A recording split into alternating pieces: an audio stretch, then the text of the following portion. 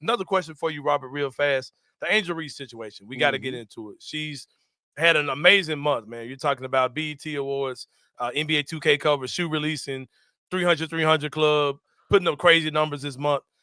We've known that she's definitely a draw. That she brings in the casual audience when it comes down to the WNBA. My girlfriend, for one, is a huge Angel Reese fan. Don't think she's seen the second of her playing in the actual game. You know what I mean? But she draws. She's a draw. You know what I mean? That's undeniable. And now we're seeing the basketball part catch up to her. She had a great season last year as well, but she's having a phenomenal season this year so far. So with that being said, why are they trying to pretend that the slander that we see, the vitriol, the negativity, the ignorance that we see online, why are they asking us to pretend as if these things aren't racially driven? Well, I think the situation that you're dealing with is that when you hit a certain level, which she's hitting, you just talked about, your girlfriend knows her for everything but not basketball. So that's a different level of fun.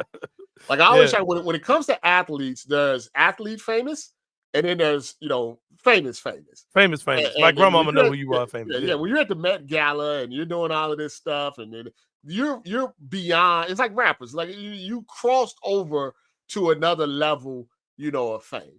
And anytime anybody black does anything, it's going to be a racial element to it. I mean, Beyonce made a country album. They made a whole other category just so she never win again. Like, this is not unusual behavior. Maybe I think it's unusual because the WNBA has never gotten this much attention before.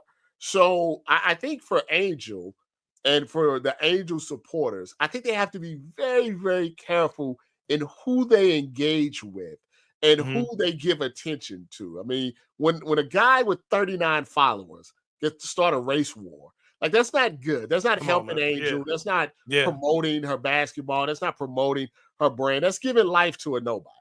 Now if Donald Trump says something, now we got to talk about that. We got to deal with you. If it's ESPN and they say, we got to talk about that. But we're not going to let anonymous trolls and people hijack the positive, which, like you said, is her basketball game is catching up to her social media presence. And that's a beautiful thing, because in the end, we want people to succeed. Most normal people want people to succeed. So we have to, I say, focus more on the positive and not get so easily wrapped into people trying to trigger us. Because when you say, oh man, Angel Reese had a double-double, you know what you're going to get in the background of that. You have to decide if that's worth giving those people acknowledgement. And I would say 90% of those people aren't worth your time, because without you, nobody is going to hear what they have to say. So celebrate Angel. The more you celebrate her, the more she plays well, the better, all of her money and her brands, the less this is going to be a thing, because you can't knock accomplishments when they're actually happening in your face. Yeah, for sure, man. And like, it kind of makes it hard because somebody who's a true hoops head, like I'm fairly new to the WNBA, right? I can't say that I've been a fan of the WNBA forever, but Angel, like, I'm a person who Angel Reese kind of carried me over to the WNBA. It was I'm like, man, look at this. Like, this girl she got lashes, she got the long weave, she ghetto, like shit. Sign me up for her, man. Like who is this lady? You know what I mean?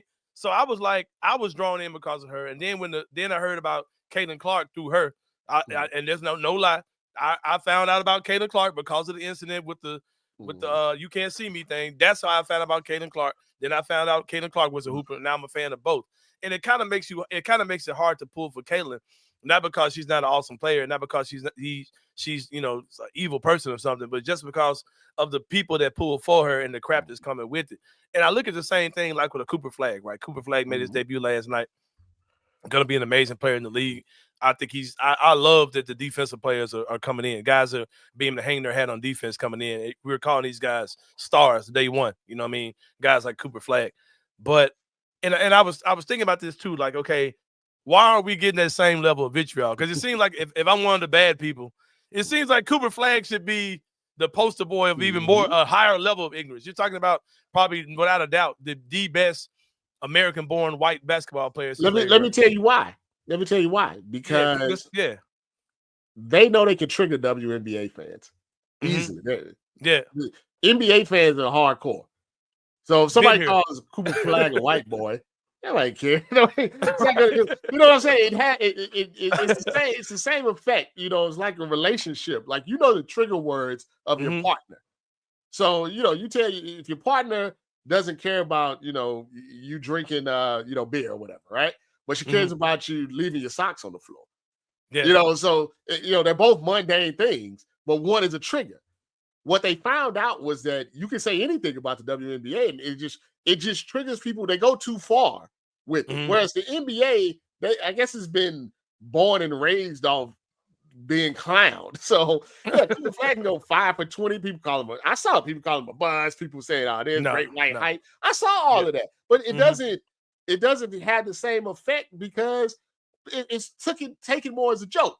You know, it's not taken seriously. Whereas with Angel Reese and Caitlin Clark, if Caitlin Clark misses 10 3-pointers and somebody makes a joke, people lose their mind.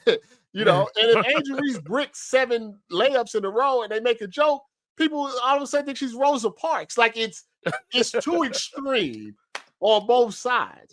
Whereas in the NBA, people crown Michael Jordan, people crown LeBron James, Kobe Bryant, you know, RIP. They're clowning a deceased Kobe Bryant on my.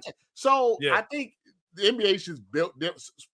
All of these other sports are built. I think the WNBA has never been in the spotlight before, and they don't necessarily have the right individuals covering the sport to handle it, and therefore